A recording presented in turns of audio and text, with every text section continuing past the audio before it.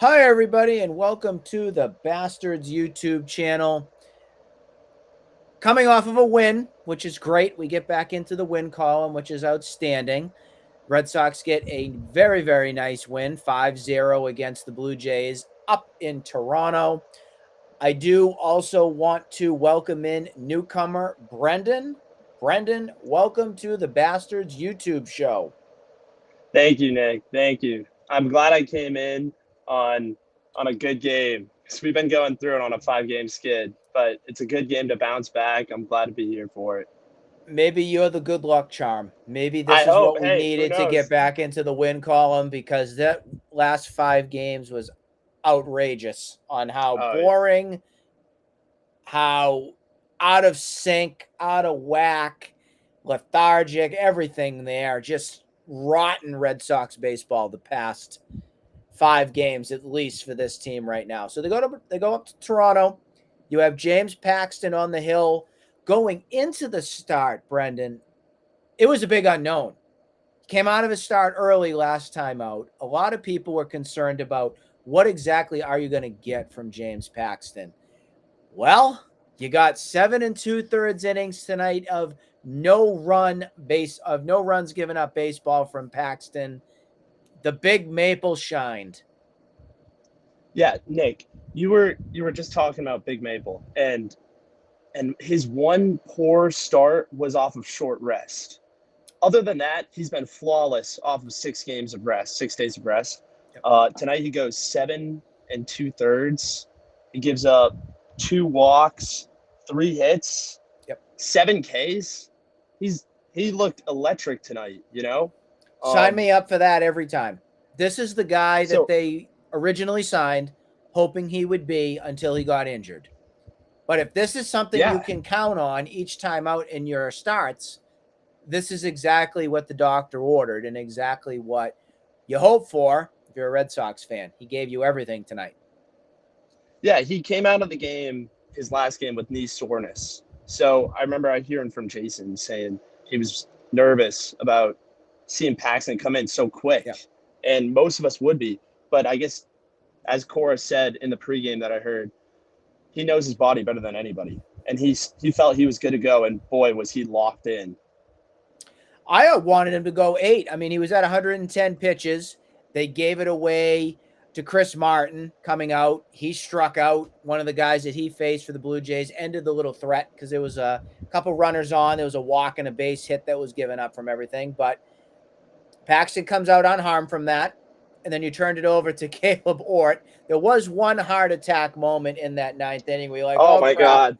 Here it comes. Here comes the long ball. That's what Ort's good for. But he had a scoreless 9th, which is great. You didn't have to use Kenley Jensen in this one tonight. So having him rested for maybe being used for tomorrow was great to see. So that Yeah, was huge to see from that. uh, preserving the pen is one of the most important objectives for this team. Chris Martin is he's your number 2 in that pen, right behind Kenley, and only needing him to get one out is huge. You put in Ort to close the game. It got a little hairy with the Verdugo Raffi situation on that pop fly. You can't go a game without an error with this team, just how it goes this year. But honestly, at the end of the day, what you saw from Paxton and the infield, you have to give them their flowers tonight. They turned twice, and it that's the bar is low for this infield, but they exceeded expectations tonight. Did you see the 9th inning? Did you see that drop pop up between the communication miscue between Devers Raffi and and Arroyo? Arroyo.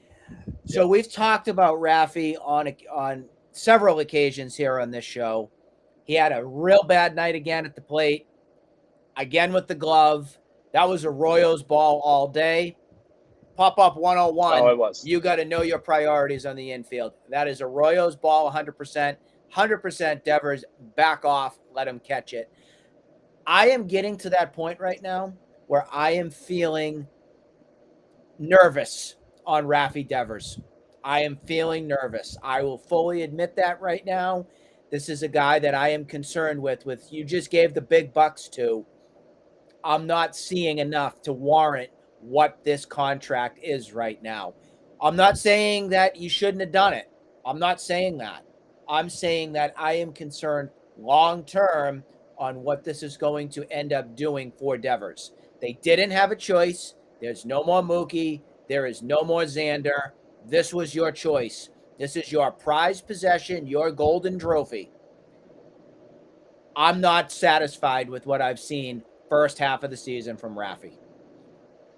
Yeah, the bar is higher now. He got his contract. So you have to look at him with a critical lens. I know the protection is gone. The power isn't the same around him anymore. I mean, you're looking at decent players around him. Yoshida, he's an on-base machine. Turner, he's pretty decent in the clutch. But Duvall, he's on and off. You're really banking on the two kids right now, which we're going to get into. I want to talk more about Maple and his four seam, high away, 96 living right there in the filthy cutter, but more focused on the two kids, Duran and Casas. What they can be around Devers is essential for what they can do on offense. Oh, one of the people that you just mentioned was Jarren Duran. He went 1 for 5, but that one hit that he had was so impactful for this team. And Terry and I, who have been on the show the past couple days, have been on Alex's core as you know what, discussing why Duran has not been in this lineup. I understand matchups. I get it with lefty righties and everything. But the impact that Duran brings a team is so substantial that you got to play him. I am all set with Adam Duvall. I'm all set with that right now. If he was rushed back, in my opinion, way too soon, that wrist is still not healed up fully to be somebody that I can trust every day. So I want to see more of Duran. I have been a Tristan Casas. I have been a proponent of sending him down to Worcester and having him get more reps because he's not ready and everything. I got to give credit when credit is due. The guy had a much better June, 100%. Is he at a level where I still feel super confident with yet for production? No, I do not. But still, you got to ride the hot hands. And those guys, in my eyes, should be the ones that are still playing. The other guy we got to mention, you mentioned him briefly, was Yoshida. Yoshida had a great game, got a big home run again, made it 4-0 at one point in the game. And then there was a sacrifice fly earlier to score another run for the Sox to pick up their 5th run. But you needed the win. You got it done against a good quality team. So overall, very happy. Tomorrow night, or tomorrow afternoon, rather, the Red Sox will have the Blue Jays once again. They're going up against Kikuchi, for you say that 10 times fast, against the Blue Jays. And then that's Cutter Crawford going for the Sox. What's your thoughts? They really need Cutter to pull his weight. Lately, he has been getting shelled out there. Now, they've been playing great teams. I mean, they've been playing Miami. A lot of these high-hitting teams, great pitching. Toronto's a good team. But you're owning these mid teams in the AL East. I mean, you're owning the Yanks, you're owning the Jays. You have to win these games. You're hoping for at least 5 out of Cutter, hoping for 6 because you don't know how that pen is going to go. You preserve Kenley for it. Yeah, the big thing on me here tonight, the big thing with Paxton is that preserved quite a bit of the bullpen. I don't trust outside of Jensen, Martin, and Berendino right now anybody else currently in the pen. I don't. That's the big 3 in the pen right now. Winkowski is chucking meatballs up the plate, and I don't know what Winkowski you're going to get each time out. So they need length out of Crawford. I don't think they're going to get that, truthfully, but I want to be wrong. Prove me wrong. I'll be wrong any day.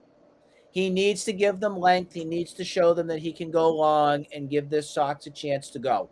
Now, Kikuchi is coming off a win against the Oakland A's, and he's had a solid season, 7-2 with a 3.75. This is going to be a tough test for tomorrow. But let's remain hopeful. Let's see what happens. I'm already wrong right now on what my prediction was for the series. I thought the Jays are going to sweep them.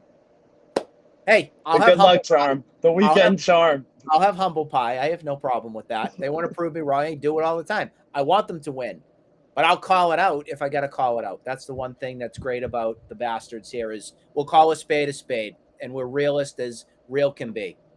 Brendan, you did a great job here in your first night. We wish you all the best. We're going to see you here again tomorrow for the next recap for the game.